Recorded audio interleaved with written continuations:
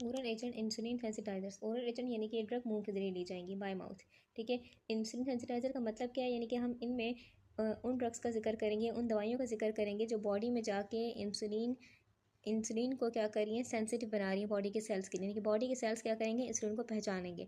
Diabetes में होता क्या है कि बॉडी के सेल्स रेजिस्ट हो जाते हैं, रेजिस्ट यानी कि वो इंसुलिन को पहचानते नहीं है, तो इसीलिए खून में ग्लूकोज पड़ी रहती है। ठीक है। खास तौर पर बेसिकली ये मसल्स और लीवर के सेल पर क्या करेंगे, काम करेंगे। अब मैंने बात क्यों कही कि खास तौर पर मसल और लीवर के सेल पर काम करेंगे, हालांकि डायबिटीज़ में पूरी बॉडी के सेल रेजिस्ट हो चुके हैं। तो इसकी वजह क्या है, हमारे पास हमारी जो मसल्स होती हैं, ठीक है, मसल हमारी खून में जितनी भी ग्लूकोज उसका 80% हिस्सा मसल यूज़ करती है। ठीक है। और ब्रेन 20% हिस्सा यूज़ करता है तकरीबन। ठीक है। अच्छा, हमें चलने फिरने हर काम करने के जब हम मसल को अपने यूज़ कर रहे थे, तो बेसिकली हमारी मसल्स जब काम कर रही होती हैं तो वो किस चीज़ को खर्च कर रही थी, ग्लूकोज को ही खर्च कर रही होती है, खून में ग्लूकोज जो है। ठीक है। तो अगर अगर फॉर एग्जांपल हम जो हमारी मसल्स के सेल हैं वो रेजिस्ट हो चुके हैं, यानी कि वो ग्लूकोज को अपने अंदर नहीं इस्तेमाल कर पा रहे हैं। ठीक है। यानी कि इंसुलिन बेसिकली उसको यूज़ नहीं कर पा रहे हैं, इंसुलिन के लिए सेंसिटिव नहीं है, इंसुलिन को पहचान नहीं पा रहे, तो हमारी जो खून में 80% हिस्सा जो कि ये यूज़ कर रहे हैं, तो वो खून में ही रह जाएगा। ठीक है। तो अगर हम इस मामले को सॉल्व करें, यानी कि मसल को ठीक कर लें, मसल्स के सेल को क्या कर दें, इंसुलिन के सेंसिटिव बना लें, तो जो खून में बहुत बड़ी अमाउंट ऑफ ग्लूकोज है उसको कंट्रोल कर लेंगे। सेकंड चीज़ हमारे पास है लीवर। ठीक है। जैसे मैंने बात की कि इंसुलिन सेंसिटाइजर दवाइयाँ जो हमारे पास हैं ड्रग, ये खासतौर पर मसल और लीवर पे काम करेंगे। ठीक है। तो हमने लीवर क्यों कहा, इसका रीज़न क्या है, हमारे पास लीवर क्या करते हैं, बेसिकली बहुत इंपॉर्टेंट काम करता है कि जो खून में एक्स्ट्रा शुगर होती है, हमने खाना खाया, खून में एक्स्ट्रा शुगर थी, तो इंसुलिन की यानी कि इंसुलिन क्या करेगा, सिग्नल देगा लीवर को कि क्या करो, जो एक्स्ट्रा शुगर इसको क्या कर लो, स्टोर कर लो।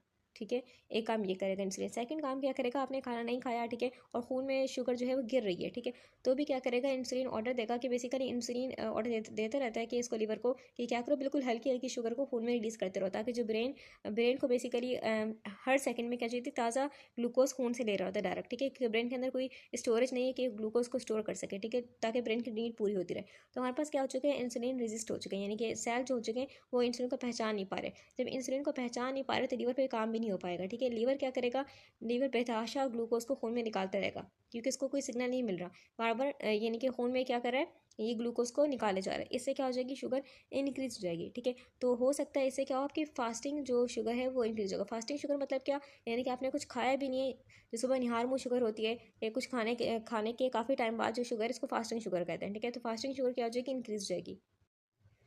जबकि हमारे पास जो ब्रेन है और आरबीसी वगैरह है, इनको इंसुलिन की नीड नहीं होती, यानी कि खुद ब खुद ये क्या कर रहे थे, खून से ही ग्लूकोज को खींच के अपना काम कर रहे होते हैं। ठीक है।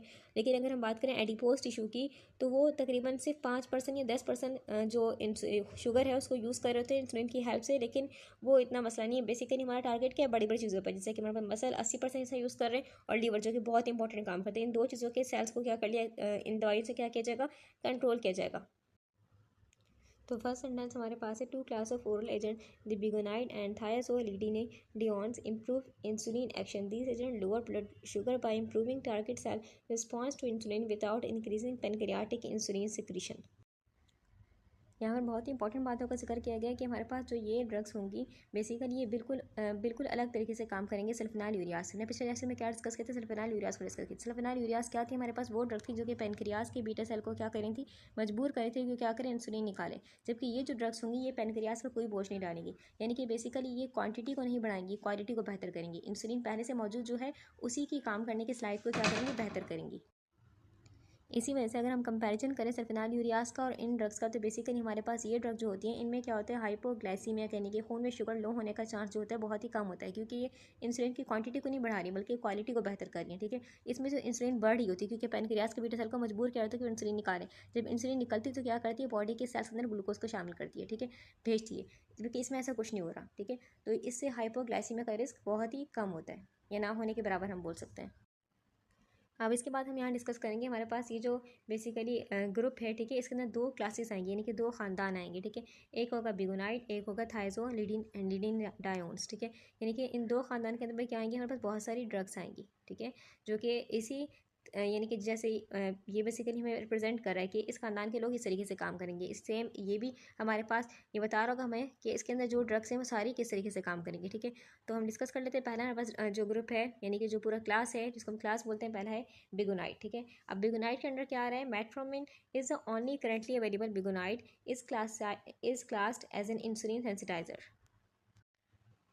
वीगोनाइट के अंदर 3 ड्रग आती हैं। पहली है मेटफॉर्मिन। मेटफॉर्मिन आज भी दुनिया की नंबर 1 मेडिसिन मानी जाती है डायबिटीज़ के इलाज के लिए, ठीक है। मेटफॉर्मिन हमारे पास अब भी यूज़ होती है। जबकि सेकंड हमारे पास है फिनोफॉर्मिन। फिनोफॉर्मिन ये जो ड्रग है हमारे पास बैन हो चुकी है, अब इसको यूज़ नहीं करते। थर्ड हमारे पास है बूफॉर्मिन। बूफॉर्मिन, फिनोफॉर्मिन और बूफॉर्मिन जो है ये दोनों क्या हो चुके हैं, बैन हो चुके हैं। हुआ कुछ यूँ था कि 1970s में इसको बैन कर दिया गया था। क्यों? क्योंकि ये बेसिकली हमारे पास जो तीनों ड्रग हैं यानी मेटफॉर्मिन, फिनोफॉर्मिन और बूफॉर्मिन, तीनों जो है इनका केमिकल स्ट्रक्चर जो है सेम है, ठीक है। लेकिन फ़र्क कहाँ आता है? फ़र्क आता है इनकी साइड चेन में। इनकी साइड चेन तीनों की मुख्तलिफ है, ठीक है। इसी साइड चेन की वजह से क्या हुआ, हमारे पास ये ड्रग सेफ़ मानी गई, यानी कि साइड चेन इसका अलग था। और इन दोनों का जो था हमारे पास साइड चेन, वो इनकी पोटेंसी और इनके साइड इफ़ेक्ट को बहुत हद तक क्या कर रहा था, डिफरेंस कर रहा था मेटफॉर्मिन से। मेटफॉर्मिन सेफ़ मानी गई, इनकी जो पोटेंसी बहुत हद से ज़्यादा बढ़ गई, यानी कि ताकत हद से ज़्यादा बढ़ गई हम बोल सकते हैं। और साइड इफ़ेक्ट भी क्या हो गया, बहुत खतरनाक हो गए। क्या हुआ कि हमारे जो खून में एसिडिक कंडीशन पैदा कर रही थी दो ड्रग, ठीक है, यानी कि लैक्टिक एसिडोसिस हो रहा था इनके इस्तेमाल से, ठीक है। तो इसलिए इनको बैन कर दिया गया, अब इनको यूज़ नहीं करते।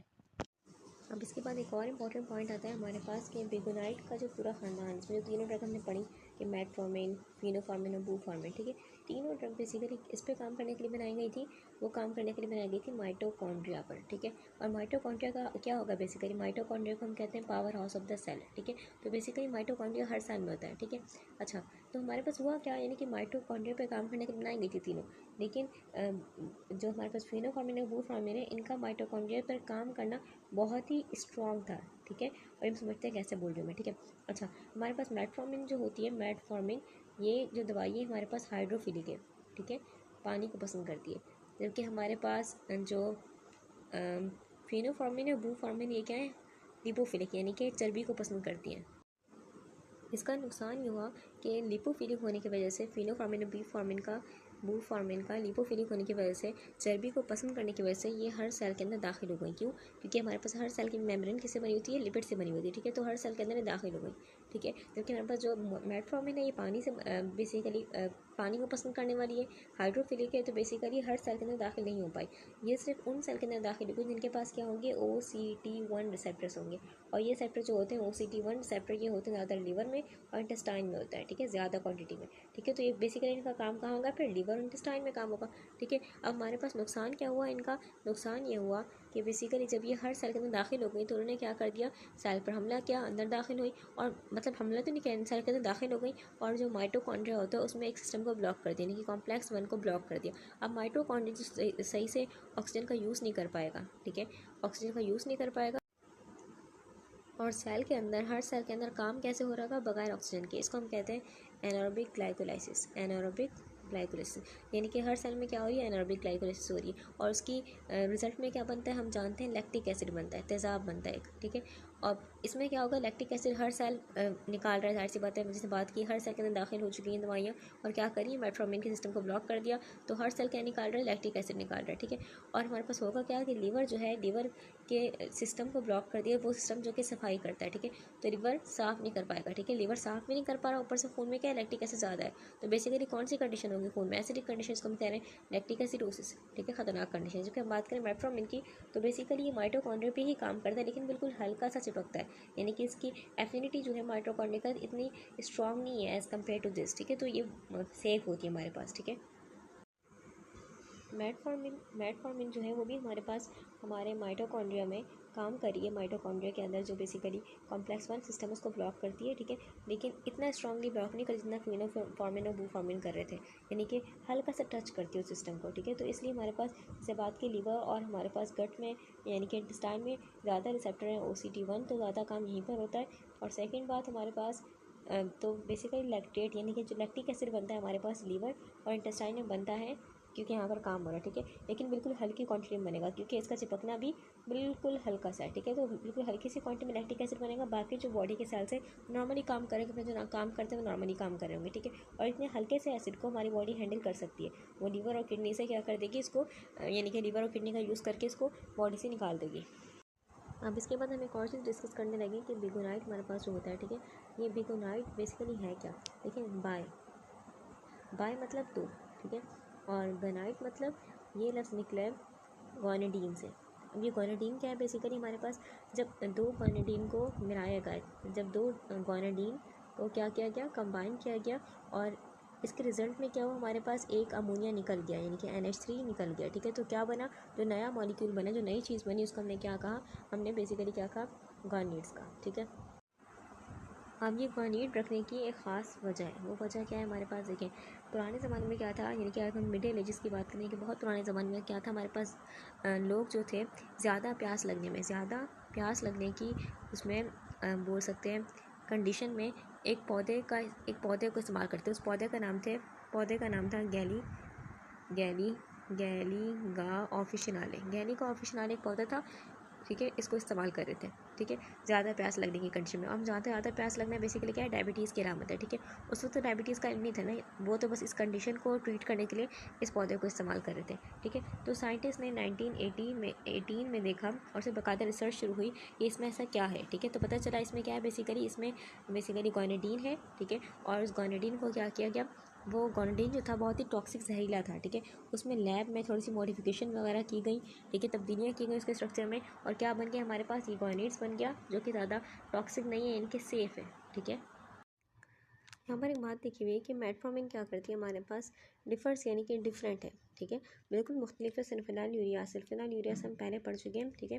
पिछले लेक्चर में सल्फेनाइल यूरियाज क्या थे हमारे पास, बेसिकली ये भी क्या थी, हमारे पास एक ड्रग का ख़ानदान था, ठीक है। इसमें बहुत सारी ड्रग्स आ रही थी, और वो ड्रग्स क्या कहती थी, हमारे पास पेनक्रियाज के बीटा सेल को पुश कर रही थी कि वो इंसुलिन निकाले, यानी कि बीटा सेल पर काम कर रही थी, ठीक है, जबकि इसमें ऐसा नहीं है, ठीक है। अच्छा, तो फिर हमारे पास लिखा हुआ है कि in that it does not promote insulin secretion, इसीलिए फ़र्क ये है कि हमारे पास इससे इंसुलिन नहीं बढ़ी, इंसुलिन की सिक्रीशन नहीं बढ़ी, बस जो पहले से इंसुलिन है, ठीक है, उसी को काम करने को बेहतर किया जा रहा है इस ड्रग्स में, बिगोनाइड्स में, ठीक है, इस ड्रग्स के ख़ानदान में, ठीक है।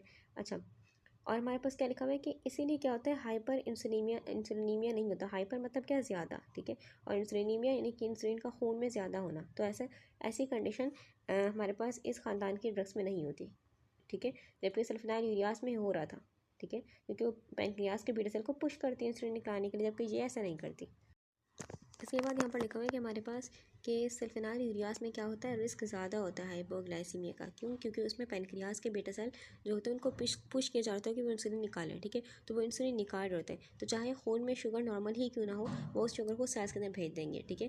तो इससे क्या होगा, खून में शुगर कम हो जाएगी, जिसको हम कह रहे हैं हाइपोग्लाइसीमिया। तो सल्फेनाइल यूरियाज में क्या होता है, ज़्यादा चांस होता है, लेकिन इसमें भी ऐसा नहीं है कि चांस नहीं होता है, इसमें भी होता है, ठीक है, यानी कि थोड़ा बहुत होता है, लेकिन सल्फेनाइल यूरियाज से कंपेयर करें तो कम होता है, ठीक है। अब इसमें ऐसा क्या होता है, देखिए नॉर्मली हमारे पास क्या होता है, हमारे जो पैनक्रियाज के बीटा सेल है, ठीक है, वो इंसुलिन निकालते हैं जब हमारे पास खाना हम खाते हैं, ठीक है। खाने के वक्त क्या होती है, ज़्यादा इंसुलिन निकलती है, और बाकी 24 घंटे हल्की हल्की इंसुलिन निकल रही होती है, ठीक है, जिसको हम कहते हैं बेसल इंसुलिन। और खाने वाली जो इंसुलिन निकलती है, जो खाने के टाइम निकलती है, उसको हम कहते हैं मील टाइम इंसुलिन, ठीक है।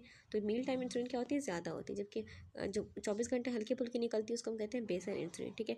अब इसमें मसला क्या होता है, हमारे पास हमने मेटफॉर्मिन ली हुई है, क्योंकि मेटफॉर्मिन क्या है, बिगोनाइट है, बाकी के दो तो बैंड हो चुके हैं, ठीक है, मेटफॉर्मिन ली हुई है। अब मेटफॉर्मिन क्या करती है, हमारे पास जो सेल्स हैं बॉडी के सेल्स, उनकी जो रेजिस्टेंस थी, यानी कि जो उनके दरवाजे जो कि इंसुलिन को पहचानते हैं और फिर शुगर को अंदर करते हैं खून में ग्लूकोज को, ठीक है, उन दरवाज़ों की रेजिस्टेंस को क्या करती है, कम करती है। फिर दरवाजे जो हैं ये इंसुलिन सेंसिटिव है, ठीक है, फ़ौरन से पहचान लेते हैं, ठीक है, तो ये हर वक्त रेडी रहते हैं, ठीक है। तो भले ही आपने खाना कम खाया हो, ठीक है, कम खाया या फिर खाना नहीं खाया, खाना स्किप कर दिया, अपने मेटफॉर्मिन ली भी ऊपर से, ठीक है, मेटफॉर्मिन को बॉडी में ले लिया, ठीक है। अच्छा, अब क्या होगा, हमारे पास ये मेटफॉर्मिन क्या करेगी, इन सेल्स को रेडी कर देगी, रेडी कर देगी जब तक बॉडी में रहेगी, ठीक है। तो ये सेल्स क्या है हमारे पास, इनके गेट फ़ौरन से इंसुलिन को पहचानेंगे, और जितनी बची कुची शुगर होगी इसको भी अंदर अपने अंदर यानी कि सेल्स के अंदर ले लेंगे, ठीक है। तो इससे क्या हो जाएगा, हाइपोग्लाइसीमिया हो जाएगा, ठीक है।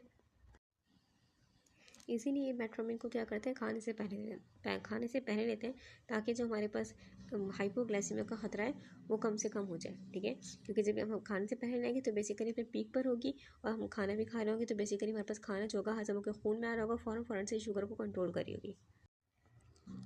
इसके बाद आगे वाला पॉइंट जो है हमारे पास बहुत ही इंपॉर्टेंट है। देखिए हाइपोग्लाइसीमिया कब होगा, ये हर हालत में नहीं होगा, जब होगा जब हमारे पास हमने खाना कम खाया होगा या फिर खाना स्किप किया होगा। तो बेसिकली मेटफॉर्मिन हमारे पास सेफ है, ठीक है, और इससे हाइपोग्लाइसीमिया का भी रिस्क बहुत ही कम होता है, क्योंकि यहाँ पर लिखा हुआ है आगे के एंड इट मे ओनली अगर if caloric intake is not adequate और एक्सरसाइज नॉट कंपनसेटेड फॉर कैलोरिकली। क्या मतलब हो, देखिए हम कैलोरी को तो हम अभी डिटेल से पढ़ेंगे, ठीक है। पहले हम समझते हैं ये लिखा हुआ क्या है। देखिए हमारे पास फॉर एग्जाम्पल आपने क्या कर लिया, आपने खाना नहीं खाया, वही बात लिखी हुई है कि आपका इंटेक जो था वो बॉडी के नीड के मुताबिक नहीं था, आपने कम खाना खाया, या फिर आपने क्या कर ली, कम खाना खा के ऊपर से आपने क्या कर ली, आपने एक्सरसाइज कर ली। ठीक है, एक्सरसाइज से क्या होगा, आपके जो खून में ग्लूकोज को मसल यूज़ करते हैं, ठीक है, तो खून में ग्लूकोज क्या हो जाएगी, कम हो जाएगी। ठीक है, तो वही बात, अब खून में ग्लूकोज कम है, मेट्फोमिन अपने बॉडी में ली हुई है। ठीक है, मेट्फोमिन ने सेल को सेंसिटिव कर दिया, बॉडी के सेल्स को, तो वो सेल्स खून से बची खुची शुगर भी ले रहे होंगे। ठीक है, तो इससे क्या हो जाएगा, खून में शुगर लो हो जाएगी। तो वही बात यहाँ पर लिखी हुई कि अगर आपने खाना बॉडी की नीड के मुताबिक नहीं खाया तो हाइपोग्लाइसीमिया का रिस्क है इसमें। यहाँ पर लिखा हुआ है कैलोरी।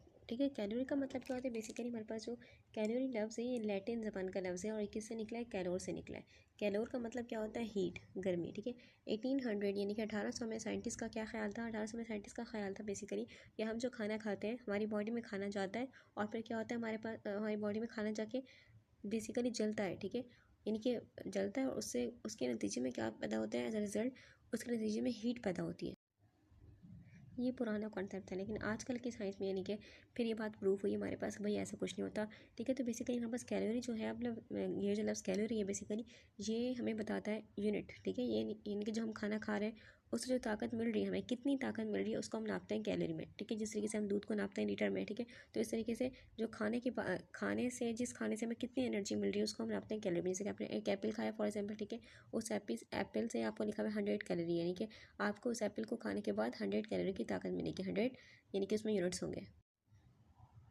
एक स्टैंडर्ड हमारे पास है कि हमने फॉर एग्जांपल आपने खाया कार्बोहाइड्रेट। ठीक है, तो आपने 1 ग्राम कार्बोहाइड्रेट अगर खाया, ठीक है, 1 ग्राम कार्बोहाइड्रेट में तकरीबन कितनी हमारे पास कैलोरी होती है, 4 कैलोरी होती है। ठीक है, इस तरीके से अगर हम बात करें प्रोटीन की, तो प्रोटीन में भी 1 ग्राम प्रोटीन में कितनी होती है, 4 कैलोरी होती है। लेकिन अगर हम बात करें फ़ैट की, तकरीबन फ़ैट की 1 ग्राम में कितनी होती है कैलोरी, 9 कैलोरी होती है। ठीक है, तो हमें फ़ैट देखें, फ़ैट में क्या है, ज़्यादा कैलोरीज है। और एक और बात इंपॉर्टेंट कि हमारे पास ऐसा भी नहीं है कि आपने कार्बोहाइड्रेट या प्रोटीन ही खाना है। देखिए बेसिकली खाने में बैलेंस कायम रखना है। ठीक है, क्योंकि हमारे पास कार्बोहाइड्रेट हमारे बॉडी के लिए ज़रूरी है, ये अगर हमने खाई तो फ़ौरन से खून में जाके शुगर को हाई कर देंगे। ठीक है, इस तरीके से प्रोटीन हमारी बॉडी के बेसिकली हमारे पास हमारी मसल्स की ग्रोथ के लिए, इन सब के लिए बहुत ज़रूरी है प्रोटीन। ठीक है, और अगर प्रोटीन खाएंगे आप तो क्या होगा, बेसिकली हमारे खून में शुगर अचानक से तेज़ नहीं होगी, क्योंकि बहुत स्लो स्लो हजम होता है। ठीक है, एज़ कम्पेयर टू कार्बोहाइड्रेट। इस तरीके से फैट आता है, फैट तो बहुत एंड में आता है, यानी कि कार्बोहाइड्रेट पहले जल्दी हजम होगा, फिर प्रोटीन, फिर फैट, यानी कि 1 2 3, ये बहुत देर से हजम होता है फैट। ठीक है, तो खाने में बैलेंस कायम रखना है, ये नहीं कि ज़्यादा कार्बोहाइड्रेट खा लें, बिल्कुल प्रोटीन है खाएं, बिल्कुल फैट नहीं, एक तवाज़ुन, एक बैलेंस होना चाहिए। नेक्स्ट पढ़ने के मैकेनिज्म ऑफ एक्शन, यानी कि हमारे पास जो बिगनाइट ड्रग है उसमें जो मेट्फोमिन आ रही है, हम मेट्फोमिन के बारे में ही डिस्कस कर रहे हैं, तो वो किस तरीके से काम करती है। ठीक है, लिखा हुआ है the main mechanism of action of metformin is reduction of hepatic glucose output largely by inhibiting hepatic gluconeogenesis. यानी कि मेटफॉर्मिन के काम करने का तरीकाकार क्या है, हम डिस्कस करने लगे हैं। ठीक है, लिखा हुआ है हमारा reduction of hepatic glucose output. क्या मतलब हुआ, देखिए हमारे पास लिवर है। ठीक है, और लिवर क्या करता है, लिवर का काम होता है, आपने खाना नहीं खाया, ठीक है, वैसे भी लिवर बहुत हल्की हल्की क्वांटिटी में क्या कर रहा होता है, खून में ग्लूकोज को फेंक रहा होता है, बहुत ही हल्की हल्की। जैसे किसी बात करते हैं पैनक्रियास के बीटा सेल खून में इंसुलिन को फेंक रहे होते हैं, जिसको हम कह रहे थे बेसल इंसुलिन, 24 घंटे हल्की फुल्की। ठीक है, इस तरीके से ये भी क्या करते हैं, हल्की फुल्की शुगर को खून में फेंक रहा होता है, जिसको हम कहते हैं बेसल। ठीक है, बोल सकते हैं बेसल, सिंपल। अच्छा, लेकिन अगर अपने खाना खाया, ठीक है, खाना खाने लगे तो वो जो हल्की हल्की निकल रही थी अब उससे भी हल्की, यानी कि उससे भी क्या हो जाएगी, बिल्कुल हल्की। ठीक है, क्योंकि अब खाना आ रहा है, खून में ग्लूकोज ऑलरेडी आ रही, तो ये जो इसका काम है लीवर का खून में ग्लूकोज फेंकना, ये भी क्या हो जाएगा, बहुत हल्का। ठीक है, जो पहले हो रहा था उससे भी कहीं हल्का हो जाएगा। ठीक है, लेकिन अगर आपने आपने खाना नहीं खाया और खून में ग्लूकोज क्या है, कम है, तो ये क्या करेगा, ज़्यादा खून में ग्लूकोज फेंकेगा। बेसिकली देखते हुए, खून में ग्लूकोज को देखते हुए क्या करता है, अपना काम करता है लीवर। ठीक है, अच्छा, लेकिन इसमें क्या होता है, हमारे पास मेट्फोमिन क्या करती है, बेसिकली लीवर के इस काम को, यानी कि खून में ग्लूकोज फेंकने को स्लो कर देती है। ठीक है, क्योंकि हमारा मसला तो खून में ग्लूकोज हाई होना ही है ना डायबिटीज़ में। ठीक है, तो इस तरीके से क्या हो गई, खून में शुगर को थोड़ा कंट्रोल कर लिया गया। मेट्फोमिन क्या करती है, लीवर की जो हेपाटिक ग्लूकोज, यानी कि लीवर का ग्लूकोज को खून में फेंकना उसको कम कर देगी। ठीक है, अच्छा, और हमारे पास क्या होती है, largely by inhibiting hepatic gluconeogenesis. क्या मतलब वो देखें, अब फॉर एग्जांपल आपने खाना नहीं खाया, ठीक है, तो आपकी बॉडी में क्या है, खून में ग्लूकोज कम हो रही है, तो हमारे पास हमारे लीवर क्या करता है, बेसिकली लीवर हमारे पास जो प्रोटीन बची कुची उसके पास और फैट है, ठीक है, जो स्टोरेज हुई हुई है, ठीक है, उसको क्या करता है, उसको तोड़ के ग्लूकोज बनाता है और उस ग्लूकोज को खून में भेजता है। ठीक है, डायबिटीज़ में ये मसला बहुत बड़ा होता है कि आपके खून में वैसे भी ग्लूकोज है ऑलरेडी, ऊपर से ये भी यही काम किया जा रहा है, क्योंकि इसको तो इंसुलिन नहीं है ना डायबिटीज़ में, ठीक है। तो इंसुलिन को देखते हुए बेसिकली इंसुलिन सिग्नल देती है कि अब बेसिकली अब क्या करो, अब नहीं बनाओ कि खून में ग्लूकोज नॉर्मल है। जब इंसुलिन हल्का हल्का सिग्नल देती है तभी ये काम, यानी कि इंसुलिन को सेंस करते हुए खून में ग्लूकोज को देखते हुए काम कर रहा होता है, ठीक है। अब डायबिटीज़ में इंसुलिन तो है ही नहीं, ठीक है। तो ये जो काम है यानी कि प्रोटीन और फैट को तोड़ कर शुगर बनाना और खून में भेजना, ये काम कुछ ज़्यादा ही हो रहा होता था, ठीक है। तो इस चीज़ को भी क्या करती है मेट्फॉर्मिन, काम करती है इस पर कि ये क्या करें, नई नई शुगर नई ग्लूकोज नहीं बनाए प्रोटीन और फैट को तोड़ के। अब ये दोनों काम यानी कि हमारे पास रिडक्शन और इनहिबिटिंग, ये किस तरीके से कर रहा है मेट्फॉर्मिन, ठीक है। तो हम देख लेते हैं मेट्फॉर्मिन हमारे पास क्या करते हैं, बेसिकली हमारे पास लीवर में उन जीन्स को क्या कर देगा, ब्लॉक कर देगा। वो जीन जो कि नई शुगर क्या करती हैं, बनाती हैं, ठीक है। एक काम ये करेगा, जीन्स को ब्लॉक कर देगा। सेकंड काम क्या करेगा हमारे पास कि नई शुगर बनाने के लिए क्या चाहिए होता है उसको, यानी कि प्रोटीन और फैट को जो शुगर बनाता है तोड़ के, बेसिकली इसको बनाने के लिए इसको कुछ रॉ मटेरियल चाहिए होता है, यानी कि कुछ खाम माल चाहिए होता है लीवर को। जैसे कि अगर हम बात करें लैक्टेट की, हम बात करें ग्लाइसरोल की, तो इसको ये चाहिए होता है नई शुगर बनाने के लिए। तो इन रास्तों को ही क्या कर देगी हमारे पास मेट्फॉर्मिन, ब्लॉक कर देगी, ठीक है। जब रॉ मटेरियल नहीं है तो एंड प्रोडक्ट क्या बनेगा, ठीक है। फिर हमारे पास यहाँ पर लिखा हुआ है कि reduction of hepatic glucose output, इसको किस तरीके से काम करती है, कम करती है बेसिकली हमारे पास मेट्फॉर्मिन बेसिकली हमारे पास लीवर, ठीक है। हमारे पास लीवर के पास सिग्नल कहाँ से आते हैं, इनके हल्का हल्का इंसुलिन सिग्नल देती है, ठीक है। जिसकी वजह से इसकी जो शुगर को निकालना और शुगर को बनाना जो होता है कंट्रोल में रहता है, ठीक है। डायबिटीज़ में मसला ये होता है कि इंसुलिन नहीं होती है, ठीक है। तो मेट्फॉर्मिन हमारे पास क्या करता है, और ये एक चीज़ यानी कि इंसुलिन कंट्रोल कर रही थी। सेकंड चीज़ हमारे पास यानी कि काफ़ी चीज़ें मिलकर काम कर रही थी, ठीक है। और हमारे पास पैनक्रियाज के अंदर अल्फा सेल्स होता है जो कि ग्लूकागोन निकालते हैं। अल्फा सेल क्या निकालते हैं, ग्लूकागोन। ये ग्लूकागोन भी क्या करती है, बेसिकली हुक्म देती है जब खून में शुगर कम होती है, ऐसा कुछ होता है, ठीक है। तो हम बस ये लीवर के पास जाके लीवर को क्या करती है, ऑर्डर देती है, ठीक है, कि क्या करो, खून में शुगर को निकालो, ठीक है। तो इसमें क्या होता है हमारे पास, तो मेट्फॉर्मिन क्या करती है, इसके सिग्नल को यानी कि अल्फा सेल जो है हमारे पास ग्लूकागोन निकाल रहे हैं, ग्लूकागोन यहाँ पर आ रहा है, लेकिन ग्लूकागोन ने जहाँ पर लगना है, बेसिकली ग्लूकागोन लगता है नॉर्मली, और CAMP एक केमिकल मैसेज होता है हमारे पास, जाता है सेल के अंदर, ठीक है। तो हमारे पास CAMP की मिकदार को क्या कर देती है, कम कर देती है, बहुत ही कम मेट्फॉर्मिन, ठीक है। हमारे पास बेसिकली यहाँ पर आके लग रहा है, लेकिन वो जो मैसेज है वो उस तरीके से जा नहीं पा रहा अंदर, ठीक है।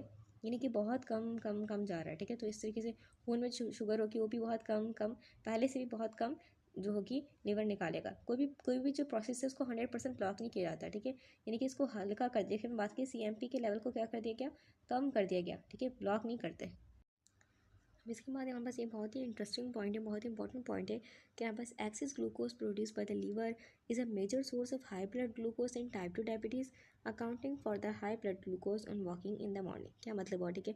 आप सुबह उठे, शुगर चेक की, आपकी शुगर हाई आ रही थी, तो हैरान हो गए कि बेसिकली हमने खाना खाया भी नहीं, रात भर सोए रहे और फिर शुगर हाई क्यों है। तो उसका रीज़न ये होता है हमारे पास कि डायबिटीज़ में क्या होता है, हमारे पास लीवर के साथ रजिस्ट हो चुके होते हैं, रुकावट होती है उनमें, वो इंसुलिन की बात नहीं मारते। अगर खून में हल्की फुल्की इंसुलिन है भी तो वो भी काफ़ी होती है बेसिकली लीवर को हुक्म देने के लिए कि खून में शुगर नहीं निकालो, ठीक है, अगर ज़रूरत नहीं है, ठीक है। लेकिन इसमें क्या होता है हमारे पास बॉडी के तमाम सेल से रजिस्ट हो चुके होते हैं, लीवर के सेल्स भी क्या हो चुके हैं, रजिस्ट हो चुके हैं, यानी कि इंसुलिन की बात नहीं मार रहे हैं। एक तो ये है कि रजिस्ट हो चुके हैं। सेकंड चीज़ हमारे पास क्या होती है कि यहाँ पर जो ग्लूकागोन होता है हमारे पास, जो पैनक्रियाज के अल्फा सेल्स होते हैं उनमें से निकल रहा होता है ग्लूकागोन। ग्लूकागोन भी सिग्नल दे रहा होता है कंटिन्यूसली कि क्या करो, खून में ग्लूकोज को भेजो, ठीक है। तो उसके बाद मान के खून में ग्लूकोज भेज रहे, दो कंडीशन हो रही होती है, ठीक है। तो यहाँ पर इसलिए क्या होता है, खून में ग्लूकोज हाई होती है, आपने कुछ खाया भी नहीं फिर भी ग्लूकोज हाई। मेट्फॉर्मिन बेसिकली यही काम करता है कि बेसिकली आपके क्या करेगा, इन रास्तों को ही क्या कर देगा, ब्लॉक कर देगा, रेजिस्टेंस को ख़त्म करेगा, यानी कि रुकावट जो हुई हुई है सेल्स में, बात नहीं मार रहे इंसुलिन की, इसको ख़त्म करेगा और इस ग्लूकागोन वाले रास्ते को क्या कर देगा, कम्प्लीटली नहीं बोल सकते, यानी कि काफ़ी हद तक ब्लॉक कर देगा। देखिए यहाँ पर लिखा हुआ है टाइप 2 डायबिटीज़, क्या मतलब हो, देखिए हमारे पास जो बिगुनाइड ड्रग है, ठीक है, इसको हम टाइप 2 डायबिटीज़ में यानी कि इस मेट्फॉर्मिन जो हमारे पास है टाइप 2 डायबिटीज़ में अकेला भी इस्तेमाल कर सकते हैं। क्यों, इसका रीज़न क्या है, क्योंकि बेसिकली मेट्फॉर्मिन क्या करती है, हमारी बॉडी में इंसुलिन की क्वालिटी पे काम करती है, क्वालिटी बढ़ाती है, ठीक है, यानी क्वालिटी को अच्छा करती है, ठीक है, क्वांटिटी पे काम नहीं करती, ठीक है। टाइप 1 डायबिटीज़ में देंगे तो फ़ायदा नहीं, क्योंकि टाइप 1 डायबिटीज़ में अगर अकेला इसको इस्तेमाल कर रहे हैं तो बेसिकली टाइप 1 डायबिटीज़ में क्या है, इंसुलिन है ही नहीं बॉडी में, ऑटो इम्यून डिजीज़ है। टाइप 1 डायबिटीज़ क्या है, ऑटो इम्यून डिजीज़, यानी कि उसमें बीटा सेल जो हो चुके हैं बिल्कुल तबाह हो चुके हैं, इंसुलिन 0% है, ठीक है। जबकि इसमें इंसुलिन टाइप 2 डायबिटीज़ में क्या होती है, इंसुलिन हल्की फुल्की होती है। Metformin also shows intestinal absorption of sugar and improve peripheral glucose uptake and utilization। मेट्फॉर्मिन अब क्या कर रही है हमारे पास, कि इंटेस्टिनल एब्जॉर्प्शन को स्लो करिए। किस तरीके से करिए कि हमारे पास ये इंटेस्टाइन है। नॉर्मली क्या होता है हमारे पास इंटेस्टाइन में क्या होता है, पंप्स होते हैं। पंप क्या करते हैं हमारे पास, यानी कि ट्रांसपोर्टर्स होते हैं बेसिकली हमारे पास। हम बोल सकते हैं कि वो क्या करते हैं, हमारे पास जो इंटेस्टाइन में शुगर है, जो भी हमारे पास ग्लूकोज, इसको क्या करते हैं, पकड़ते हैं और खून में भेज देते हैं। तो हमारे पास क्या करते हैं, ये मेट्फॉर्मिन क्या करेगा, इस ट्रांसपोर्टर की रफ्तार को क्या कर देगा, कम कर देगा। यानी कि ये काम अब भी कर रहा है, ठीक है, ये अब भी वही काम कर रहा है कि यहाँ से इंटेस्टाइन से ग्लूकोज को पकड़ के खून में भेज रहे हैं, लेकिन उसकी रफ्तार क्या हो गई, कम हो गई, ठीक है। तो इस तरीके से खून में शुगर एकदम से हाई नहीं होगी, ठीक है। पहला काम ये करता है। सेकंड चीज़ हमारे पास क्या होता है, हमारे इंटेस्टाइन से हम खाना खाते हैं बेसिकली। जब इंटेस्टाइन में खाना आता है, ग्लूकोज आता है बेसिकली, हमारे पास होता है क्या है कि एक हार्मोन निकलता है, GLP-1 हार्मोन, GLP-1 हार्मोन। और इस हार्मोन का बहुत ही इंपॉर्टेंस है, ये हार्मोन बहुत सारे काम करता है। इसमें से एक इंपॉर्टेंट काम ये भी होता है कि हमारे स्टमक की एम्पटिंग को, यानी कि हमारे स्टमक को ये ऑर्डर देता है कि खाना स्लो स्लो निकाले, ठीक है। लेकिन इसकी अमाउंट जो होती है इतनी ज़्यादा नहीं होती। तो बेसिकली हमारे पास मेट्फॉर्मिन क्या करेगा, इस हार्मोन की अमाउंट को बढ़ा देगा, ठीक है। ऐसे ही खाना इसमें आया, ठीक है। मेट्फॉर्मिन ने बेसिकली क्या किया, हमारे पास जेलपी-1 की अमाउंट को बढ़ा दिया। अब जेलपी-1 क्या करेगी, स्टमक को बहुत स्ट्रिक्टली ऑर्डर करेगी कि क्या करे, खाने को अपने अंदर रोक के रखे और बहुत ही स्लो स्लो क्या करे, उसको खाने को एम्पटिंग करे, ठीक है। तो इसीलिए हमारे पास जब थोड़ा सा भी खाना आएगा हमारे पास, जब खाना नीचे नहीं जा रहा रफ्तार से, ठीक है, इससे पहले जा रहा था, तो हमारे पास स्टमक में ही खाना रह रहा है। तो स्टमक की वॉल्स क्या हो रही हैं, स्ट्रेच हो रही है। स्टमक की वॉल्स स्ट्रेच होंगे, सिग्नल ब्रेन के पास जाएगा। आपको हल्का से भी खाना आपने खाया, आपको लगेगा कि पेट फुल हो गया, ठीक है। तो बेसिकली इसी वजह से होता है, ठीक है। अच्छा, यानी कि दो कंडीशन साथ हो रही है हमारे पास। एक तो खाना ज़्यादा देर रह रहा है स्टमक में, सेकंड चीज़ क्या हो रही है हमारे पास कि हमारी जो ग्लूकोज है वो भी इंटेस्टाइन में ज़्यादा देर के लिए रह रही है, ठीक है। अब हमारे पास जब शुगर यानी कि जो ग्लूकोज है वो इंटेस्टाइन में ज़्यादा देर के लिए रह रही है, जब ज़्यादा देर के लिए रह रही है तो हमारे खून में क्या है, शुगर कम है, ठीक है। ये एक उसूल है हमारे पास, जहाँ ज़्यादा है और जहाँ कम है, ठीक है। तो होगा क्या, कम वाले इलाके से चीज़ें हाई कंसनट्रेशन की तरफ आएंगी, क्योंकि हमारे पास हमारे इंटेस्टाइन में क्या है, कंसनट्रेशन यानी कि गाढ़ापन, क्योंकि यहाँ पर इंटेस्टाइन में क्या है, ग्लूकोज हाई है, ठीक है, और खून में ग्लूकोज कम है, यानी कि खून में जो ग्लूकोज है वो डाइल्यूट है, ठीक है, कम है। जबकि इंटेस्टाइन में क्या है, कंसनट्रेशन यानी कि गाढ़ापन हाई है, ठीक है। तो हमारे पास इस कंसनट्रेशन को, इस गाढ़ेपन को हल करने के लिए हमारे पास जो बाहर पानी होगा खून में, उसको खींच जाएगा, उसको खींचेंगे इंटेस्टाइन के अंदर, खुद ब खुद खींचेगा, ठीक है। ये एक उसूल है हमारे पास, ठीक है। तो यहाँ पर क्या हो जाएगा, पानी ज़्यादा, तो इसीलिए क्या होता है, मेट्फॉर्मिन के इस्तेमाल से स्टार्टिंग में क्या होगा, लूज मोशन होंगे, ठीक है, क्योंकि पानी इंटेस्टाइन की वॉल से खींच के इंटेस्टाइन के अंदर आ रहा है इस शुगर को डाइल्यूट करने के लिए, ठीक है। तो स्टार्टिंग में लूज मोशन हो सकते हैं। एक और काम क्या होगा, मेट्फॉर्मिन क्या करेगा, improve peripheral glucose uptake and utilization. किस तरीके से होगा, पेरिफेरल का मतलब कहते हैं पेरिफेरल लफ्ज़ निकला किनारे से, यानी कि हमारी बॉडी है, बॉडी का सेंटर क्या, लीवर कहलाता है, ठीक है। लीवर बहुत सारे काम एट द टाइम कर रहा होता है, ठीक है, इसलिए हम क्या कहते हैं, centre of the body is called liver, ठीक है। बाकी जितने भी हैं उनको हम क्या कहेंगे, पेरिफेरी। मसल्स और फैट हमारे पास क्या कहलाएंगे, यानी कि पेरिफेरी के अंडर आएंगे। अब हमारे पास मसल जो होते हैं दो तरीके से काम करते हैं, यानी कि एक हमारे पास खून में जो ग्लूकोज जिसको दो तरीके से यूज़ करते हैं, ठीक है। अगर हम एक्सरसाइज कर रहे हैं, ठीक है, तो एक्सरसाइज कर रहे हैं तो हमारे पास अलग तरीका कार होगा इसको, मसल का खून में ग्लूकोज, खून में जो ग्लूकोज उसको सेल के अंदर लेने का, अपने अंदर लेने का अलग तरीका कार होगा, ठीक है। लेकिन अगर हम फ्री हैं, कोई काम नहीं कर रहे, एक्सरसाइज नहीं कर रहे, हैवी एक्सरसाइज नहीं कर रहे, तो हमारे पास क्या होगा, हमारी जो मसल्स होंगी वो जो खून में ग्लूकोज होगी उसको इंसुलिन की हेल्प से ही लेंगी अपने अंदर, ठीक है। तो ये बात क्लियर होनी चाहिए, ठीक है। अब एक्सरसाइज कर रहे हैं हम, ठीक है, तो इसमें इंसुलिन की नीड नहीं होगी, इसमें खून में जो ग्लूकोज होगी उसको मसल्स अपने अंदर खुद ही खींच लेंगे। ऐसा होता है क्यों, देखिए हमारे पास मसल्स है और मसल का सेल है, ठीक है। इसमें क्या होता है, हमारे पास एक इमरजेंसी स्विच ऑन हो जाएगा। उस स्विच का नाम क्या है, हमारे पास AMPK, ठीक है, AMPK, ठीक है। ये स्विच ऑन हो गया, एक्सरसाइज कर रहे हैं, ठीक है। तो ये स्विच जब ऑन हो गया तो ये बेसिकली हमारे पास जो ग्लूकोज का गेट होता है सेल्स में, जिसको हम कहते हैं GLUT4 ट्रांसपोर्टर, जो गेट होता है GLUT4, इस गेट को खुद ब खुद खोल देगा, ठीक है, इंसुलिन की हेल्प के बगैर, ठीक है। तो ये गेट खुल गया तो खून में जो ग्लूकोज होगी वो हमारे पास सेल्स में आती रहेगी, ठीक है।